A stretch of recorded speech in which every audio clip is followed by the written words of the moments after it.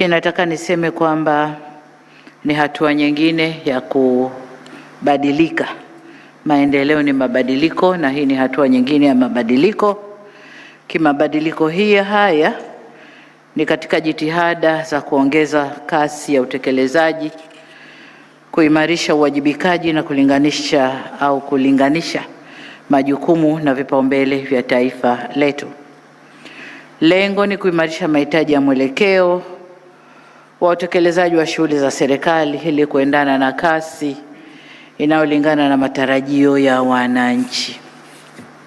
Nataka nipige mstari hapo. Lengo ni kuendana na kasi ya matarajio au mahitaji ya wananchi. Hivyo niwapongeze sana mlio hapa leo. Mmeaminiwa kwa uwezo, uzoefu na uadilifu. Niwatake mkaishi na kiapo mlichowapa hapa leo, mkaishi nacho. Lakini pia kuna kiapo cha maadili ambacho mmesaini kopi mbili, moja mtapewa, mwe mnairudia kila mara. Lakini kile mlichowapa hapa leo, kama mtu atakuwa amesahau vasi yoyote, katibu mkuu kiongozi anavyo, atakupa urudie. Sasa maelekezo yangu kwenu wakuu wa mikoa. Kanali Yahya Ramadhan Kido nimekupanga Kagera, na Kanali Donald William Msengi wewe utakwenda Mtwara. Hii ni mikoa muhimu ya kimkakati kwetu, lakini pia ulinzi na usalama wa nchi yetu.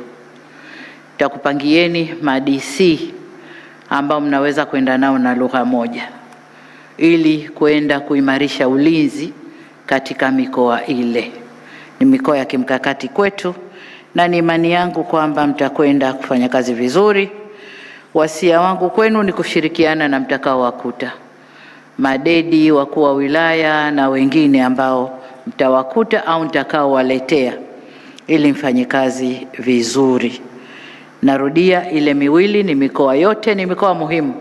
Ile miwili ni mikoa ya kimkakati kwa usalama wa nchi yetu, na ndio maana nimetoa makanal jeshini, nimewapanga huko. Kwa makatibu wakuu, Dr. Tausi Mbaga, mipango nimekuvisha kofia mbili, ni katibu mkuu wa mipango na uwekezaji, lakini pia ni katibu mtendaji wa tume. Madhumuni ni kwamba utakalolipanga huku na utekelezaji wa huku viendane sambamba, mtu ni yule yule.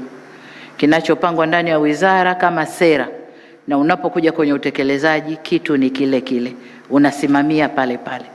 Na ndio maana Dr. Msemwa naye nikampeleka uwekezaji ili naye akasimamia uwekezaji. Kuna pangwa dira, polisi na mambo mengine, utekelezaji kutushushia mipango ndani ya tume, na bwana Msemwa ni mtekelezaji kule uwekezaji. Nataka mkaimarishe usimamizi wa utekelezaji wa mipango ya taifa, na eneo hili ndilo eneo la utekelezaji wa dira yetu, na kwa bahati nzuri nyewe wenyewe ndio mlikuwa wasimamizi na waandishi wa dira ile.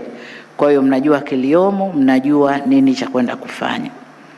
Nachotaka kuwaambia katika utekelezaji wa sera na mipango mliotushushia kupitia Waziri Kitila, tunako kwenda mbele kuanzia nadhani mwaka wa fedha ujao, tunapoanza kutekeleza dira, tumesema katika utekelezaji wa shughuli za uchumi, serikali itawajibika 22%, private sector 70%, na mashirika yetu ya umma 8%.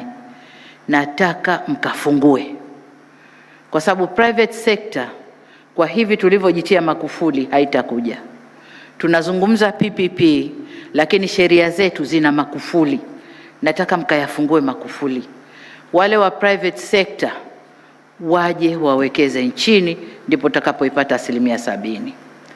Mmekuwa na mimi kwenye safari zangu za nje, mmekuwa mkinisikia ninavyoahidi wawekezaji, na mmeona hamu ya wawekezaji kuja Tanzania. Sasa wasije halafu tumwafungia mlango. Hapana, nataka mkafungue, wawekezaji zije, FDI zije nchini, tuweke vitega uchumi hapa ndani ya nchi. Nawatakia kila la heri. kazi njema. Wale waliofikiri labda tukiingia kutakuwa na pindua meza, mambo yaanze upya, hapana. Hii serikali inaendelea. Kwa hiyo kutakuwa na mabadiliko, patches, kubadilishana vituo, kubadilishana sekta, hayo yatakuwepo, lakini mpaka mtu akithiri sana ndo atakaa pembeni. Asipokithiri tutakwenda pamoja, tutarekebishana, tutakwenda pamoja. Kwa hiyo kachapeni kazi, kafanyeni kazi zenu. Tanzania ina midomo mingi mikubwa, kila unalofanya linatafsiriwa. Sasa nilikuwa naona mambo mengi, waziri katolewa, kiko wapi? Nachokuambieni, nimelea, amekuwa na muexpose kwenye sectors, ndicho nilichofanya, na wote niliowasogeza ni hivyo hivyo, nalea, wanakuwa na wapeleka. Wengineko ningeacha Adumaye na mimi hapa, mimi kesho kutwa natoka, future yake iko wapi? Nimwache Adumaye na mimi hapa? Anayekuja atakuja na wakwake. Kwa hiyo acheni midomo ya uongo. Asanteni sana. Asante sana Mheshimiwa Rais wa Jamhuri ya Muungano wa Tanzania.